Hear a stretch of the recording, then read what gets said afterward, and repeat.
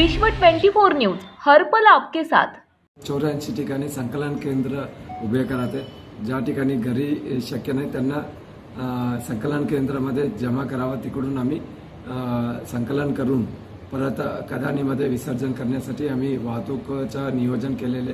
तसेच 12 ठिकाणी आम्ही कृत्रिम कुंड आणि कदानी असा ठिकाणी व्यवस्थित विसर्जनसाठी नियोजित केलेले आणि जवळपास 70 गाडी आम्ही या वाहतुकीसाठी आम्ही प्रायव्हेट गाडी घेते आणि तसेच जवळपास आमचा 600 कर्मचारी आहे आणि त्या व्यतिरिक्त आम्ही 400 ठेकेदाराकडून आम्हाला कर्मचारी घ्यावं लागतं। ते एक दिवससाठी आम्ही घेतो।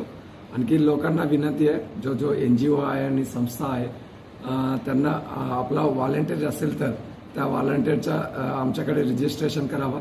या विसर्जनाच्या कार्यक्रमामध्ये महानगरपालिकेला मदत करावा असं मी विनंती करतो। राज्यातील महत्त्वाच्या आणि आपल्या भागातील ताज्या बातम्या पाहण्यासाठी आजच आमच्या विश्व 24 न्यूज चॅनलला YouTube वर सबस्क्राइब करा आणि बेल आयकॉन प्रेस करा।